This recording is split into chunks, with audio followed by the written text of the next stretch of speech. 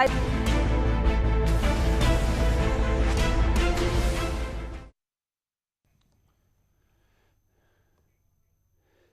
शिक्षा नीति की पहली सालगिरह पर पीएम मोदी थोड़ी देर में संवाद करेंगे। शिक्षा जगत से जुड़े लोगों के साथ पीएम मोदी चर्चा करेंगे। नई शिक्षा नीति की पहली सालगिरह पर कई नई चीजों को लॉन्च करेंगे PM Modi. Academic bank of credit यानी कि एबीसी की भी शुरुआत करेंगे। छात्रों को कई नए तोहफे दे सकते हैं। नई शिक्षा नीति में कई बड़े बदलाव किए गए हैं। स्कूल कॉलेज की शिक्षा में बड़े बदलाव हुए हैं।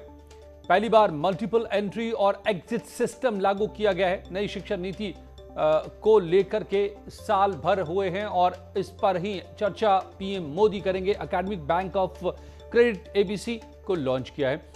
उन छात्रों को बहुत फायदा होगा जिनकी पढ़ाई बीच में किसी वजह से छूट जाती है। इन्हीं बिंदुओं पर पीएम मोदी शिक्षा जगत से संवाद करने जा रहे हैं। किसी भी पल अब आएंगे सामने 4:30 बजे और करेंगे बात।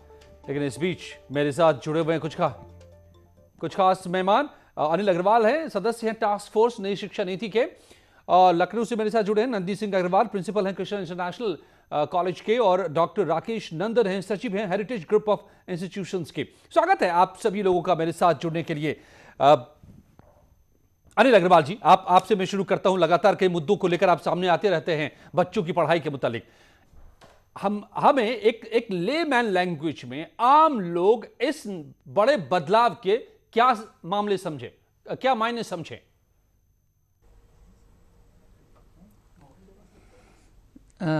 बहुत बहुत धन्यवाद अजय मैं स्टूडियो से आपके साथ जी नमस्कार अजय जी। सबसे पहले तो मैं नई शिक्षा नीति को, जैसे आपने कहा, आम भाषा में लोग समझें तो ये एक बहुत बड़ा बदलाव होगा शिक्षा में। जैसा कि हम सभी लोग जानते हैं कि बहुत वर्षों के बाद, लगभग 36 साल हो गए और हमारी चीज़ें बदली हैं। आज परिस्थितियाँ 5+3+3+4 वाला जो कॉन्सेप्ट है, अगर मैं प्राइवेट इंस्टीट्यूशंस की बात करूँ तो ऑलरेडी ये चीज़ इम्प्लीमेंटेड थी। ज़्यादातर जितने भी प्राइवेट स्कूल्स हैं उसमें कॉन्सेप्ट यही रहता था, तो वो तो कोई नई चीज़ हमारे लिए नई है। लेकिन जो इस शिक्षा नीति में 2-3 पॉइंट ऑफ कंसर्न भी हैं जो भी मैं आपके सामने रख देता हूँ।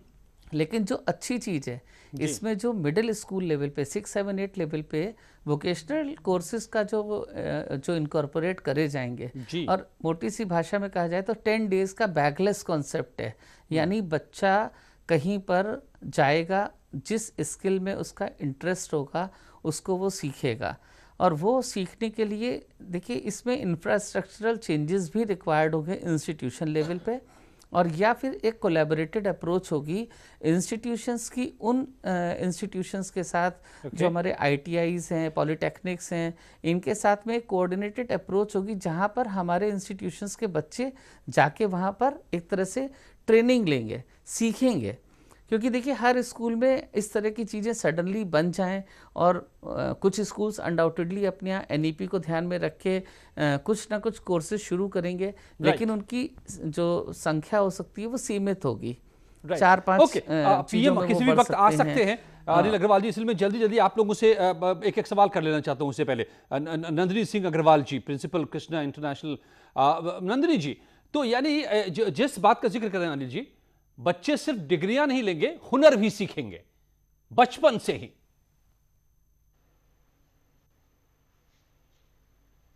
जी सर, बच्चे हुनर भी सीखेंगे और एनईपी उस बच्चों के लिए बहुत इंजॉयबल होगा। They have made it so कि जो एनईपी पॉलिसी है वो बहुत इंजॉयबल होगी बच्चे के लिए। एजुकेशन बच्चे के लिए एक स्ट्रेस नहीं होगा जो आजकल बच्चे फेस कर रहे हैं। इसमें बच्चे को मजा भी आएगा, बच्चा कोई स्किल भी सीखेगा, और एनईपी गारंटीज कि it is a very international concept. तो हम लोग एक ग्लोबली हम इसके लिए आगे बढ़ेंगे, and it is also employable. अगर बच्चा स्किल सीख रहा है, that means he can be employable आगे जाके। That means drop out rates भी कम हो जाएगी। बच्चों की जो स्कूल के बाद या स्कूल के दौरान बच्चे छोड़ देते हैं, उनसे हो नहीं पाता है जी। अगर उनने एक स्किल गेन कर लिया, दैट मीन्स उनको पता है कि मैं इस स्किल में माहिर हूं, क्या पता मुझे आगे जॉब मिल जाए उसके लिए। तो जॉब ओरिएंटेड पढ़ाई होगी। क्योंकि जो कहते रहते थे हम लोग कि बीए एमए के लोग घूमते रहते हैं, नौकरी नहीं मिलती है, ऐसा नहीं होगा अब आगे क्या। राकेश नंदन जी, सचिव heritage group of institute. Doctor Rakesh Nandan, international level पे माना जाता था कि ज्यादा उद्यमी पैदा होते हैं वहां की पढ़ाई से, हमारे यहां ज्यादा प्रोफेशनल्स पैदा हम कर पाते हैं, इंजीनियर्स, डॉक्टर्स। इसमें बदलाव आएगा नई नीति से? बस साहब, बहुत अच्छी बात आपने कही। आप ये समझिए, आज हम अगर एजुकेशन लाइन में, तो हम भी एडुप्रेन्योर्स हैं। एंटरप्रेन्योर की जो आपने बात कही कि सिर्फ हमको एक स्किल सेट पे नहीं जाना है कि सिर्फ डॉक्टर्स, इंजीनियर्स और उसी तरह की चीजों करना है, बल्कि प्रोफेशनल वोकेशनल ट्रेनिंग का क्लब बना करके ऐसे बच्चे पैदा करने हैं जो खुद ही एम्प्लॉयमेंट अपने लिए जनरेट कर सकते हो, और अपने लिए नहीं 10, 20, 50 लोगों को भी एम्प्लॉयमेंट दे सकते हो। इसमें बहुत बड़ा काम जो होगा वो इस बात से होगा कि 6 से ही उनको वो स्किल सेट मिलेगी, वहां पर उस तरह की ट्रेनिंग्स मिलेंगी, और जो अभी तक एक जो रट्टा सिस्टम चला आता था और किताबों वालों में पढ़ना पड़ता था, उससे उनको थोड़ी निजात मिलेगी, सिलेबस भी हल्के होंगे, और शिक्षा का एग्जाम पैटर्न को भी बदलाव आएगा। तो मुझे लगता है ओवरऑल अगर आप इसको मार्किंग पे, स्कोर पे आप देंगे, तो मैं लगता है 95 आउट ऑफ 100 नई शिक्षा नीति को दूंगा। बाकी बहुत कुछ समझने के लिए और बहुत कुछ करने के लिए रह गया है। जैसा मैं पिछले सेशन में बोल चुका हूं कि 500 से भी ज्यादा दिन स्कूल बंद हो चुके हैं। अब जल्द से जल्द स्कूल खुलें, और खुलने के बाद हम शिक्षा नीति को आगे बढ़ाएं और अच्छी तरह से इंप्लीमेंट और इफेक्टिवली इसको हम कर पाएं। यही मैं माननीय मोदी जी से भी अपील करता हूं, और हमारे बैठे पैनल लोगों को भी ये मैं रिक्वेस्ट करूंगा कि वो अपने तरफ से इस तरह की बात कहें और जल्दी से जल्दी स्कूल खोले और इस शिक्षा नीति का नई शिक्षा नीति को लेकर और आगे।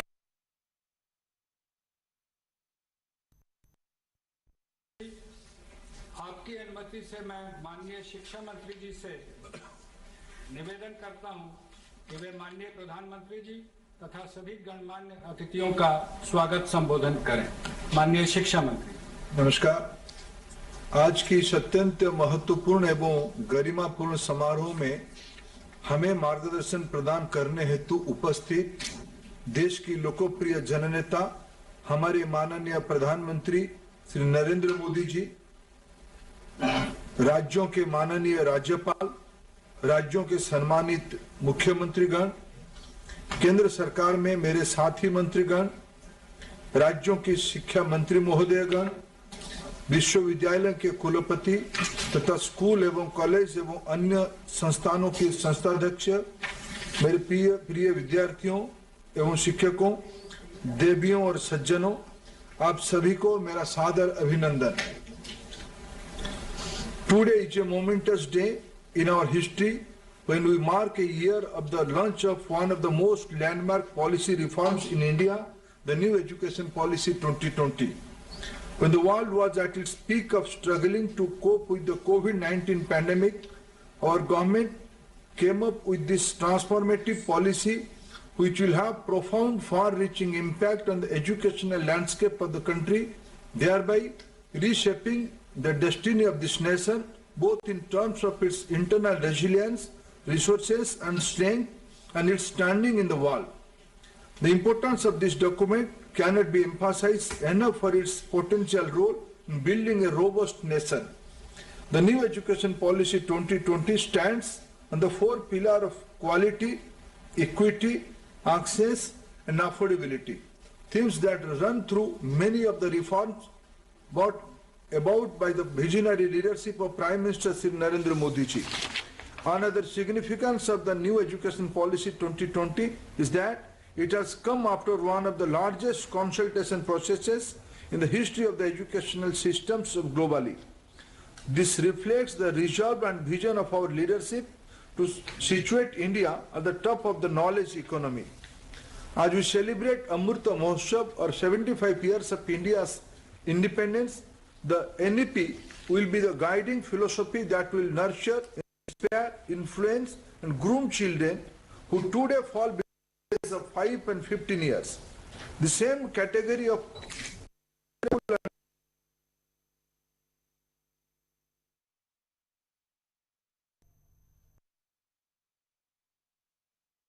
age of 5 and 15 years.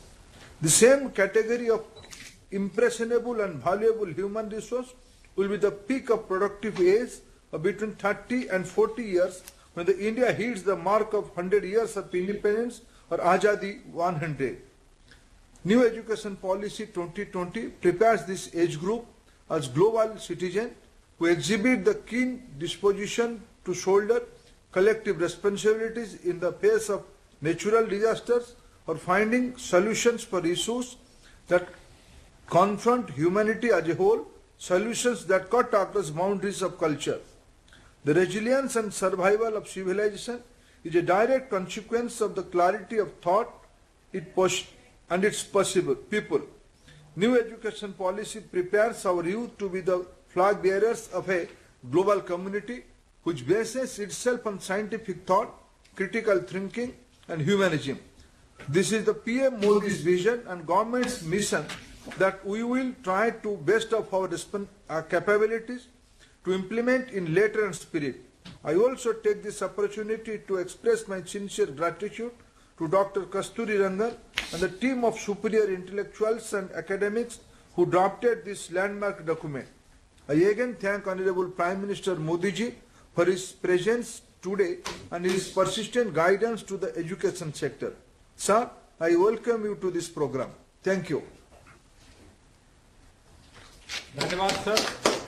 आदरणीय प्रधानमंत्री महोदय, आपकी अनुमति से राष्ट्रीय शिक्षा नीति के अंतर्गत अब तक की उपलब्धियों पर एक लघु फिल्म प्रस्तुत है।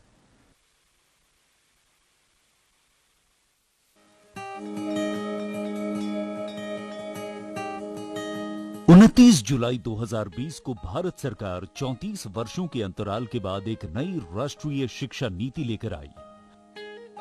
उद्देश्य था नई पीढ़ी को नई सदी की मांग के अनुरूप योग्य बनाना। ये पॉलिसी 21वीं सदी के नौजवानों की सोच, उनकी जरूरतें, उनकी आशाओं, अपेक्षाओं और आकांक्षाओं को देखते हुए बनाने का व्यापक प्रयास हुआ है।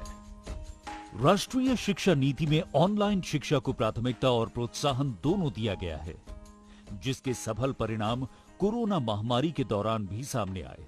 पीएम ई विद्या कार्यक्रम के अंतर्गत ऑनलाइन, टेलीविजन एवं कम्युनिटी रेडियो के माध्यम से पढ़ना लिखना चालू रहा। One nation one digital platform से प्रेरित दीक्षा में स्कूल पाठ्यक्रम पर आधारित 1,85,000 से अधिक ई कंटेंट 32 भाषाओं में उपलब्ध किए गए। एक वर्ष में इस प्लेटफॉर्म पर हिट्स की संख्या 200 करोड़ से बढ़कर 2300 करोड़ हो गई है। जेईई एंड नीट की ऑनलाइन परीक्षाएं भी हुई, जिससे किसी विद्यार्थी का कोई सत्र व्यर्थ नहीं होने दिया गया। अभी नया सिस्टम आ गया, ऑनलाइन क्लासेस होने लगी है, तो जो हम स्कूल नहीं जा पा रहे थे, अब हम वो घर से पढ़ सकते हैं। यूजीसी ने ऑनलाइन शिक्षण के नए दिशा निर्देश जारी किए। ऑनलाइन कार्यक्रमों की संख्या अब 37 से बढ़कर 216 और संस्थाओं की संख्या 7 से बढ़कर अब 41 हो गई है। ऑनलाइन शिक्षण के लिए निर्मित स्वयं MOOCs पोर्टल, जिस पर वर्तमान में 814 डिग्री और डिप्लोमा कोर्स उपलब्ध हैं। गत वर्ष में 54 लाख छात्रों ने उस पर एनरोलमेंट कराया। इस नई नीति से भारत में पढ़ने आए विदेशी बच्चों को भी हमारी सुदृढ़ व्यवस्था का लाभ मिला है। I'm from Cameroon. I'm very thankful for the government of India to give me the opportunity to pass off my education here in this great university. एक तरफ निष्ठा के अंतर्गत लगभग 24 लाख प्रारंभिक स्तर के शिक्षकों को प्रशिक्षित किया गया है, तो गत एक वर्ष में स्किल डेवलपमेंट मंत्रालय द्वारा 1 लाख स्वास्थ्य कर्मचारियों को भी प्रशिक्षित किया। राष्ट्रीय शिक्षा नीति के अंतर्गत सार्थक की रचना हुई, जो स्कूली शिक्षा में राष्ट्रीय शिक्षा नीति के सुचारू क्रियान्वयन के लिए एक कॉम्प्रिहेंसिव एक्शन प्लान है। इसी नीति द्वारा राष्ट्रीय अभियान निपुण भारत की भी शुरुआत की गई, जिसका लक्ष्य बच्चों को समझ के साथ पढ़ने और बुनियादी गणना की क्षमता को खेल खेल में विकसित करना है। स्कूल बैग के वजन और होमवर्क को कम करने के लिए दिशा निर्देश दिए गए और बच्चों के मानसिक स्वास्थ्य और तनाव से संबंधित समस्याओं का समाधान करने के लिए मनोदर्पण पोर्टल और हेल्पलाइन नंबर भी लॉन्च किया गया है। राष्ट्रीय शिक्षा नीति में कक्षा 6 से ही coding, data science, financial literacy और हैंडीक्राफ्ट के वोकेशनल कोर्सेज को भी शामिल किया गया है और कक्षा 10वीं और 12वीं के लिए सीबीएसई द्वारा कॉम्पिटेंसी बेस्ड एग्जाम्स की चरणबद्ध तरीके से शुरुआत की गई है। गत एक वर्ष में उच्च शिक्षा संस्थाओं ने कोविड संबंधी अनेकों शोध अनुसंधान किए और हमारे कई संस्थानों की ग्लोबल रैंकिंग में सुधार हुआ है। एक तरफ जहां राष्ट्रीय शिक्षा नीति भारत के शिक्षार्थियों को विश्व से जोड़ती है, तो वहीं दूसरी तरफ उनमें एक भारत श्रेष्ठ भारत की अवधारणा को भी सशक्त करती है, नए भारत की आत्मा को प्राथमिकता देती और हमारी युवाओं को 21वीं सदी में अपनी पहचान बनाने के लिए तैयार कर रही है नई शिक्षा नीति।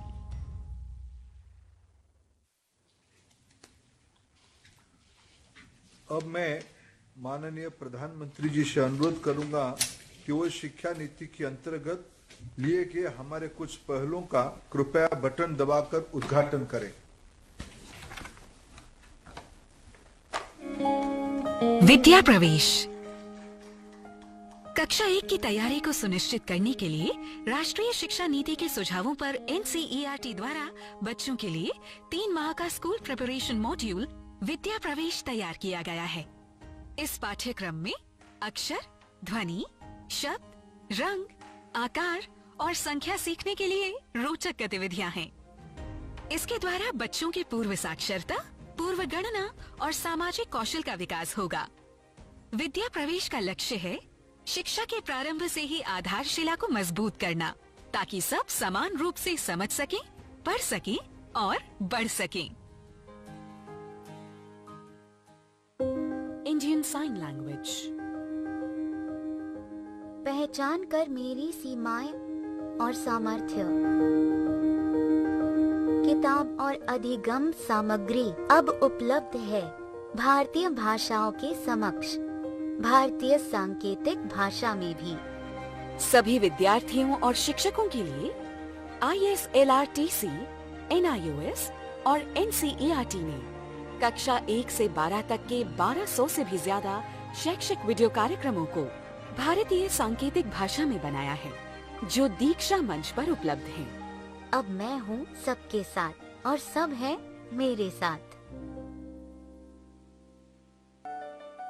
निष्ठा 2.0 दुनिया का सबसे बड़ा शिक्षक प्रशिक्षण कार्यक्रम, ताकि शिक्षक बच्चों की प्रतिभा को परखकर विकसित कर सकें।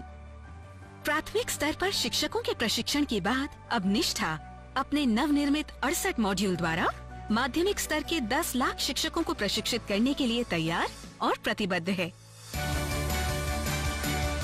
निष्ठा 2.0 स्कूल प्रमुखों और शिक्षकों की समग्र प्रगति को सुनिश्चित करने हेतु राष्ट्रीय पहल।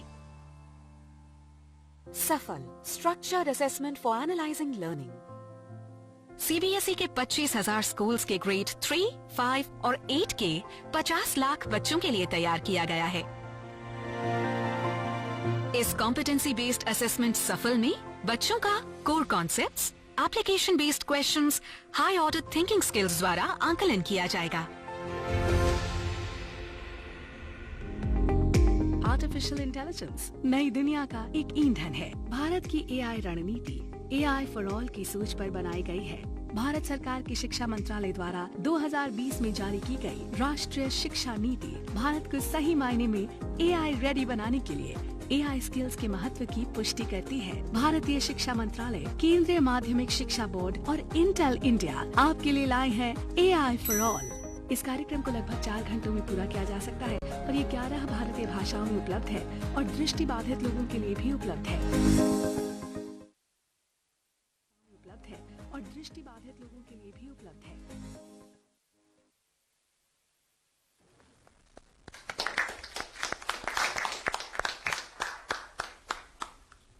अब मैं माननीय प्रधानमंत्री जी से एक बार फिर अनुरोध करूंगा कि वे हमारे कुछ अन्य पहलों का कृपया बटन दबाकर उद्घाटन करें।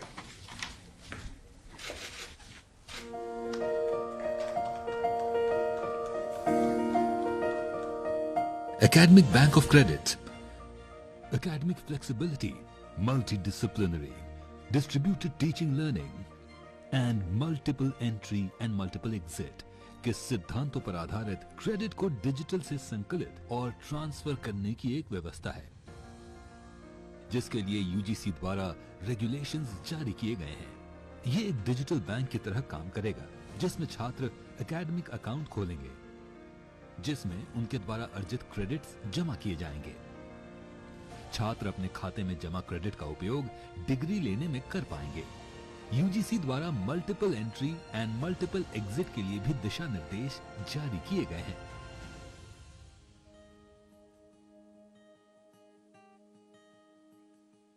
नई शिक्षा नीति का उद्देश्य छात्रों के समग्र विकास को सुनिश्चित करना है। AICTE ने 11 क्षेत्रीय भाषाओं में अनुवाद के लिए artificial intelligence based software develop किया है।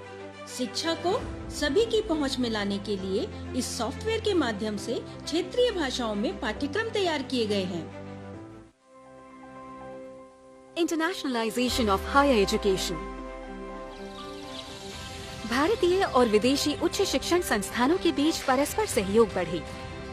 इसके लिए यूजीसी ने क्रेडिट ट्रांसफर के साथ उच्च शिक्षण संस्थानों के बीच ट्विनिंग व्यवस्था के लिए दिशा निर्देश तैयार किए हैं। इससे जहां हमारे छात्रों को ग्लोबल स्तर की शिक्षा का लाभ मिलेगा, वहीं विदेशी छात्रों के आने से विश्व पटल पर हमारी संस्थाओं की साख बढ़ेगी। NDEAR national digital education architecture digital first की सोच पर आधारित शिक्षा का सबसे बड़ा डिजिटल इंफ्रास्ट्रक्चर होगा। ये ओपन सोर्स और ओपन स्टैंडर्ड पर आधारित होगा, ताकि राज्य, केंद्र शासित प्रदेश, प्राइवेट एंटरप्रेन्योर्स इस इंफ्रास्ट्रक्चर का इस्तेमाल करके innovative future ready education solution बनाएंगे। ये एक ऐसा डिजिटल इंफ्रास्ट्रक्चर है जहां टीचिंग, लर्निंग, प्लानिंग और गवर्नेंस को एक साथ जोड़ा जाएगा, जिसका लाभ देश के हर स्कूल से लेकर कॉलेज के विद्यार्थी, शिक्षक समुदाय और अभिभावक ले सकेंगे। डिजिटल भारत में शिक्षा पर सबका समान अधिकार हो, इस दिशा में क्रांतिकारी प्रयास है NDEAR, स्कूल शिक्षा विभाग तथा IT मंत्रालय द्वारा तैयार किया गया नेशनल डिजिटल एजुकेशन आर्किटेक्चर। जी हाँ, तो नई शिक्षा नीति के साल भर पूरे होने के मौके पर प्राइम मिनिस्टर मोदी मौजूद हैं और क्या क्या इसमें किया गया है और किया जा रहा है बताया जा रहा है। विस्तार से प्राइम मिनिस्टर संवाद भी करेंगे, आपको ये भी हम दिखाएंगे कुछ ही पलों में।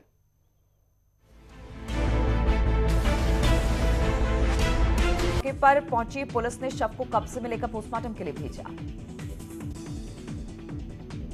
ग्रेटर नोएडा में पुलिस ने फर्जी लेटर हेड और मोहर बनाने वाले 2 लोगों को किया गिरफ्तार। कब्जे से छापेमारी में कंप्यूटर, कई मोहर और लेटर पैड बरामद। लखनऊ में शराब की दुकान के सेल्समैन से हुई लूट का पुलिस ने खुलासा कर दिया। सेल्समैन ने साथियों से मिलकर खुद कराई थी लूट। आरोपी लूट के 2,20,000 रुपए बरामद किए।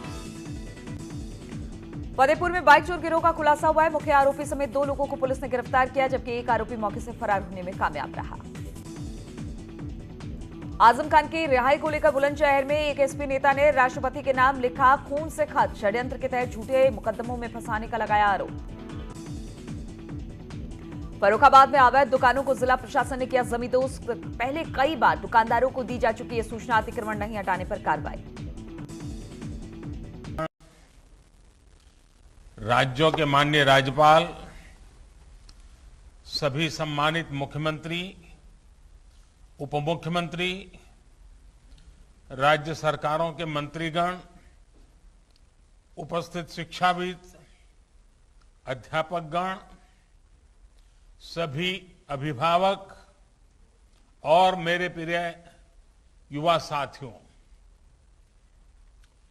नई राष्ट्रीय शिक्षा नीति को 1 साल पूरा होने पर सभी देशवासियों और विशेषकर सभी विद्यार्थियों को बहुत बहुत शुभकामनाएं।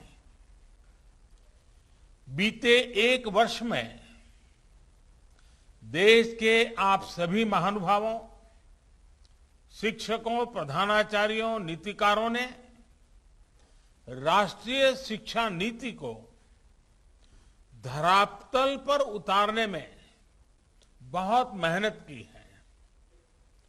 कोरोना के इस काल में भी लाखों नागरिकों से, शिक्षकों, राज्यों, ऑटोनोमस बॉडीज से सुझाव लेकर, टास्क फोर्स बनाकर नई शिक्षा नीति का चरणबद्ध तरीके से लागू किया जा रहा है।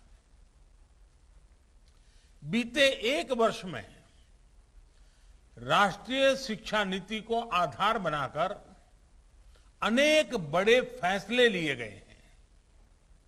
आज इसी कड़ी में मुझे बहुत सारी नई योजनाएं, नए इनिशिएटिव्स इसकी शुरुआत करने का सौभाग्य मिला है। साथियों, ये महत्वपूर्ण अवसर ऐसे समय में आया है जब देश आजादी के 75 साल का अमृत महोत्सव मना रहा है। आज से कुछ ही दिन बाद 15 अगस्त को हम आजादी के 75वें साल में प्रवेश भी करने जा रहे हैं। एक तरह से नई राष्ट्रीय शिक्षा नीति का इम्प्लीमेंटेशन आजादी के अमृत महोत्सव का प्रमुख हिस्सा बन गया है। इतने बड़े महापर्व के बीच राष्ट्रीय शिक्षा नीति के तहत आज शुरू हुई योजनाएं नए भारत के निर्माण में बहुत बड़ी भूमिका निभाएगी। भारत के जिस सुनहरे भविष्य के संकल्प के साथ आज हम आजादी का अमृत महोत्सव मना रहे हैं, उस भविष्य की ओर हमें आज की नई पीढ़ी ही ले जाएगी। भविष्य हम कितना आगे जाएंगे, कितनी ऊंचाई प्राप्त करेंगे, ये इस बात पर निर्भर करेगा कि हम अपने युवाओं को वर्तमान में यानी आज कैसी शिक्षा दे रहे हैं, कैसी दिशा दे रहे हैं। इसलिए मैं मानता हूं भारत की नई राष्ट्रीय शिक्षा नीति राष्ट्र निर्माण के महायज्ञ में बड़े फैक्टर में से एक है और इसलिए देश ने इस शिक्षा नीति को इतना आधुनिक बनाया है, इतना फ्यूचर रेडी रखा है। आज इस कार्यक्रम में जुड़े अधिकांश महानुभाव नई राष्ट्रीय शिक्षा नीति की बारीकियों से परिचित हैं, लेकिन ये कितना बड़ा मिशन है, इस एहसास को हमें बार बार याद करना ही है। साथियों, देश भर से हमारे कई युवा स्टूडेंट्स भी इस कार्यक्रम में हमारे साथ हैं। अगर इन साथियों से हम उनकी आकांक्षाओं के बारे में, सपनों के बारे में पूछें तो आप देखेंगे कि हर एक युवा के मन में एक नयापन है, एक नई ऊर्जा है। हमारा युवा बदलाव के लिए पूरी तरह से तैयार है। वो इंतजार नहीं करना चाहता। हम सब ने देखा है कोरोना काल में कैसे हमारी शिक्षा व्यवस्था के सामने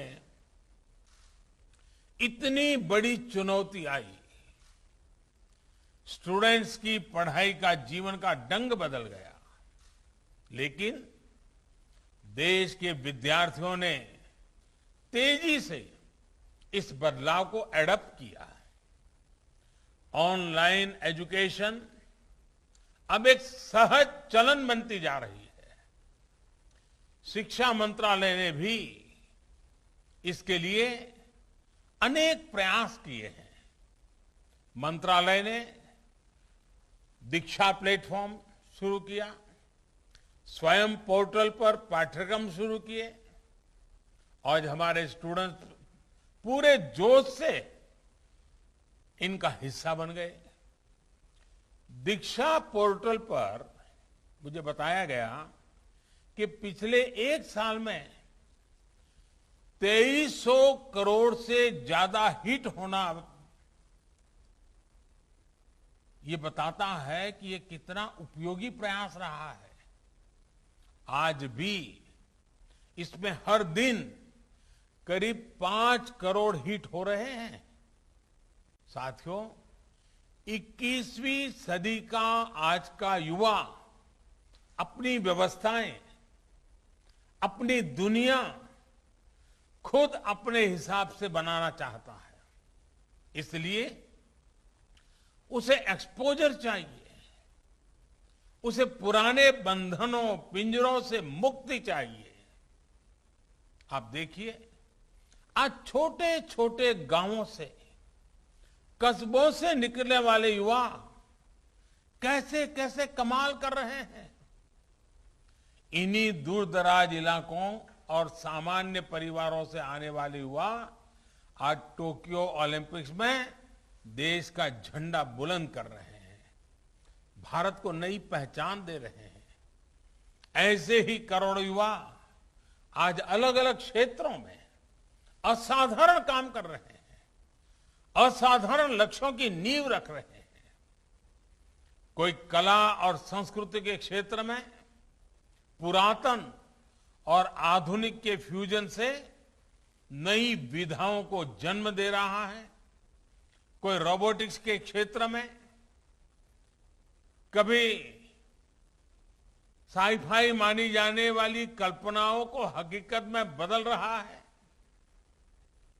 कोई आर्टिफिशियल इंटेलिजेंस के क्षेत्र में मानवीय क्षमताओं को नई ऊंचाई दे रहा है, तो कोई मशीन लर्निंग में नए माइलस्टोन्स की तैयारी कर रहा है। यानी हर क्षेत्र में भारत के युवा अपना परचम लहराने के लिए आगे बढ़ रहे हैं। यही युवा भारत के स्टार्टअप इकोसिस्टम को रिवॉल्यूशनलाइज कर रहे हैं। इंडस्ट्री 4.0 में भारत के नेतृत्व को तैयार कर रहे हैं और डिजिटल इंडिया को नई गति दे रहे हैं। आप कल्पना करिए, इस युवा पीढ़ी को जब इनके सपनों के अनुरूप वातावरण मिलेगा तो इतनी शक्ति कितनी ज्यादा बढ़ जाएगी। और इसलिए नई राष्ट्रीय शिक्षा नीति युवाओं को ये विश्वास दिलाती है कि देश अब पूरी तरह से उनके साथ है, उनके हौसलों के साथ है। जिस आर्टिफिशियल इंटेलिजेंस के प्रोग्राम को अभी लॉन्च किया गया है, वो भी हमारे युवाओं को फ्यूचर ओरिएंटेड बनाएगा, एआई ड्रिवन इकोनॉमी के रास्ते खोलेगा। शिक्षा में ये डिजिटल रिवॉल्यूशन पूरे देश में एक साथ आए, गांव शहर सब समान रूप से डिजिटल लर्निंग से जुड़े, इसका भी ख्याल रखा गया है। नेशनल डिजिटल एजुकेशन आर्किटेक्चर यानी एनडीआर और national education technology forum NETF इस दिशा में पूरे देश में डिजिटल और टेक्नोलॉजिकल फ्रेमवर्क उपलब्ध कराने में अहम भूमिका निभाएंगे। युवा मन जिस दिशा में भी सोचना चाहे, खुले आकाश में जैसे उड़ना चाहे, देश की नई शिक्षा व्यवस्था उसे वैसे ही अवसर उपलब्ध कराएगी। साथियों, बीते एक वर्ष में आपने भी ये महसूस किया होगा कि राष्ट्रीय शिक्षा नीति को किसी भी तरह के दबाव से मुक्त रखा गया है। जो ओपननेस पॉलिसी के लेवल पे है, वही ओपननेस स्टूडेंट्स को मिल रहे विकल्पों में भी है। अब स्टूडेंट्स कितना पढ़े, कितना समय तक पढ़े, ये सिर्फ बोर्ड्स और यूनिवर्सिटी नहीं तय करेगा। इस फैसले में स्टूडेंट्स की भी सहभागिता होगी। मल्टीपल एंट्री एंड एग्जिट की जो व्यवस्था आज शुरू हुई है, इसने स्टूडेंट्स को एक ही क्लास और एक ही कोर्स में जकड़े रहने की मजबूरी से मुक्त कर दिया है। आधुनिक टेक्नोलॉजी पर आधारित एकेडमिक बैंक ऑफ क्रेडिट, इस सिस्टम से इस दिशा में स्टूडेंट्स के लिए रिवॉल्यूशनरी चेंज आने वाला है। अब हर युवा अपनी रुचि में, अपनी सुविधा से कभी भी एक स्ट्रीम को चूज कर सकता है, छोड़ सकता है। अब कोई कोर्स सेलेक्ट करते समय ये डर भी नहीं रहेगा कि अगर हमारे डिसीजन गलत हो गया तो क्या होगा।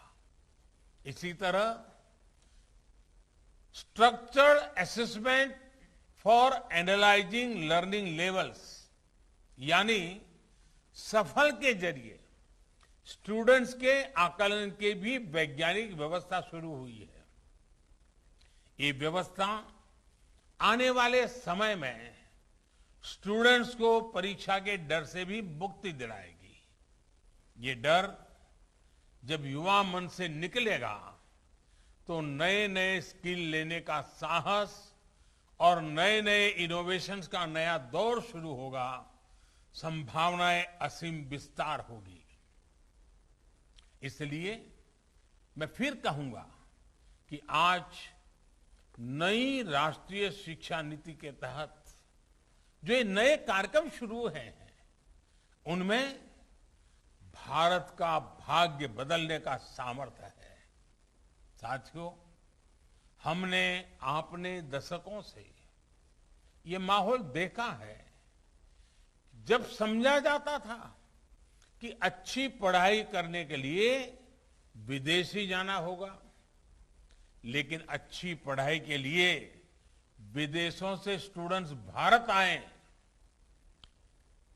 बेस्ट इंस्टीट्यूशंस भारत आए, ये अब हम देखने जा रहे हैं।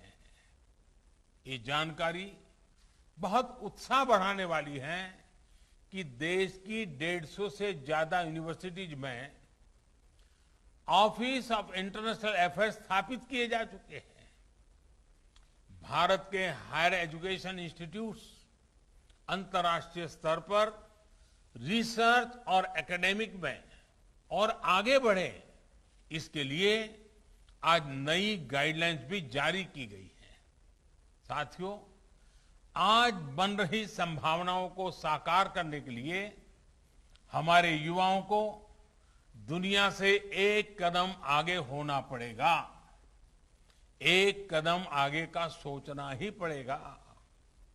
हेल्थ हो, डिफेंस हो, इंफ्रास्ट्रक्चर हो, टेक्नोलॉजी हो, देश को हर दिशा में समर्थ और आत्मनिर्भर होना होगा। आत्मनिर्भर भारत का ये रास्ता स्किल डेवलपमेंट और टेक्नोलॉजी से होकर जाता है, जिस पर एनईपी में विशेष ध्यान दिया गया है। मुझे खुशी है कि बीते एक साल में 1200 से ज्यादा उच्च शिक्षा संस्थानों में स्किल डेवलपमेंट से जुड़े सैकड़ों नए कोर्सेज को मंजूरी दी गई है।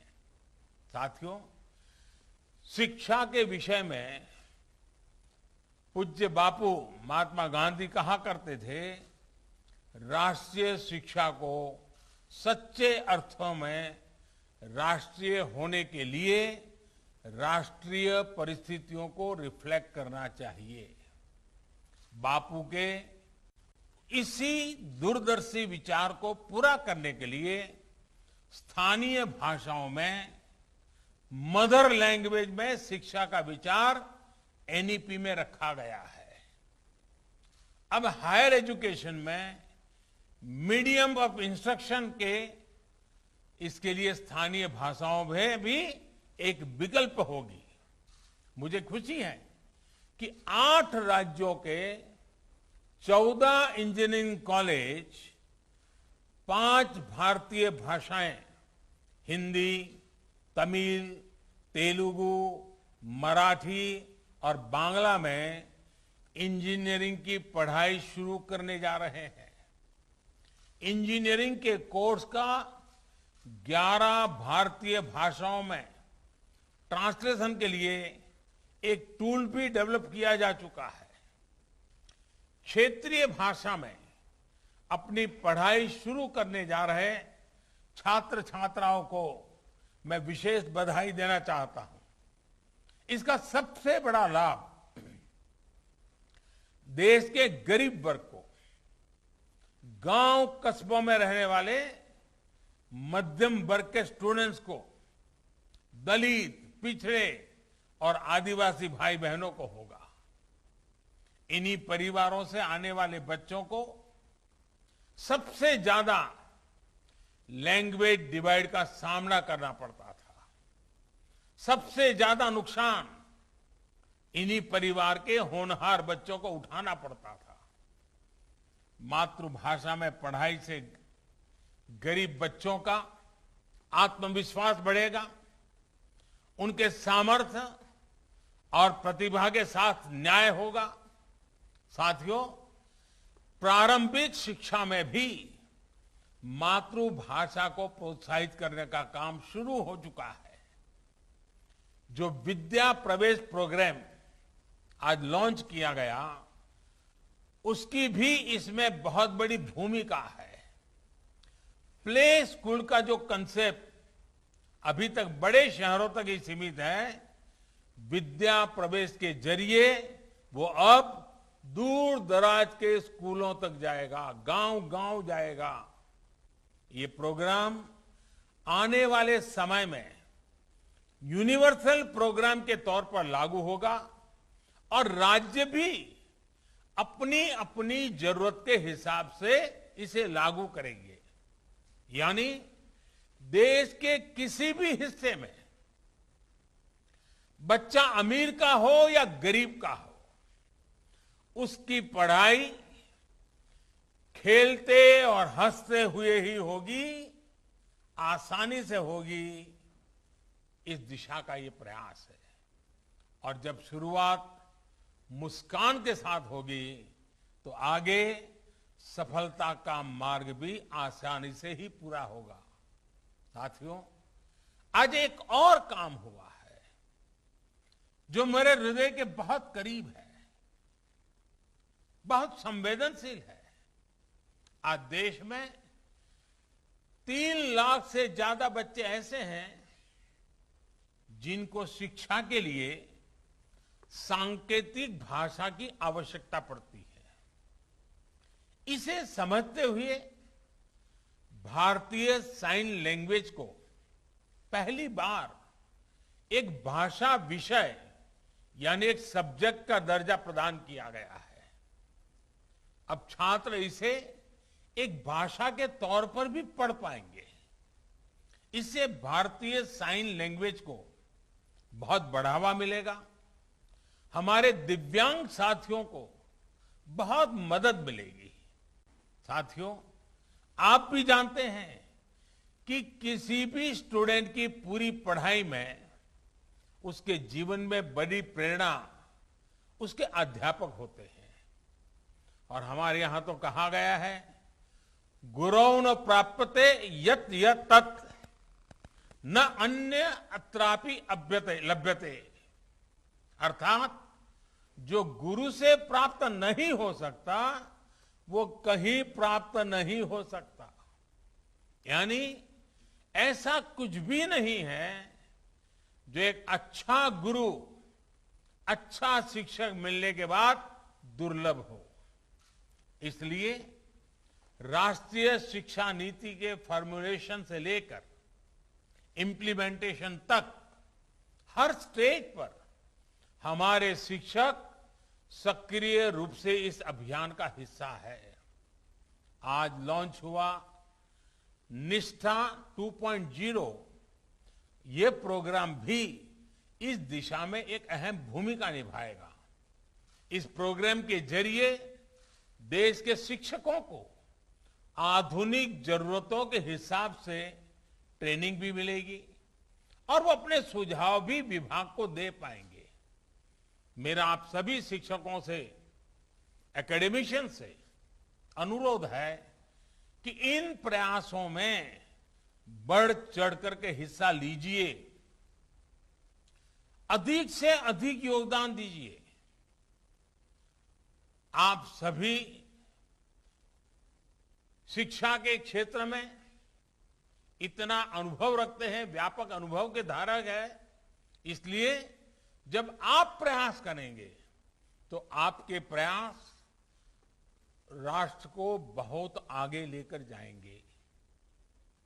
मैं मानता हूं कि इस कालखंड में हम जिस भी भूमिका में हैं, हम सौभाग्यशाली हैं कि हम इतने बड़े बदलावों के गवाह बन रहे हैं, इन बदलावों में सक्रिय भूमिका निभा रहे हैं।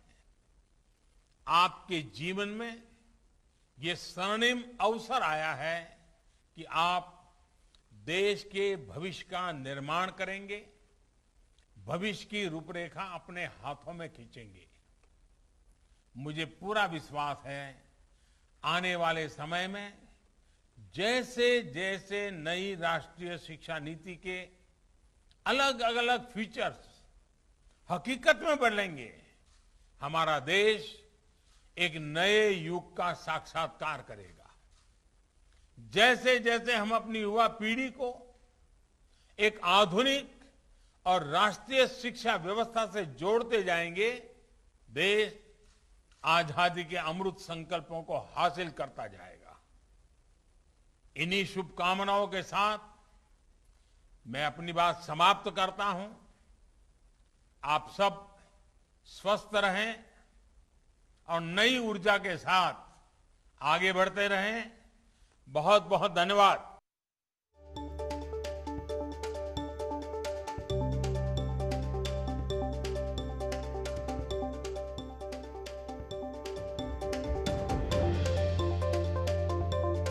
नई शिक्षा नीति पर पीएम मोदी का संवाद सुन रहे थे आप। कई बड़ी बातें उनकी तरफ से कही गई। ऑनलाइन शिक्षा अब न्यू नॉर्मल हो चुकी है। नई पीढ़ी इंतजार नहीं करना चाहती है। खुले आसमान में अगर नई पीढ़ी उड़ना चाहती है तो नई शिक्षा नीति उसे उड़ने का अवसर देगी, वो मौका उसे उपलब्ध करवाएगी। कई बड़ी बातें प्रधानमंत्री मोदी की तरफ से कही गई हैं। आगे विस्तार से आपको बताएंगे एक छोटे से ब्रेक के बाद।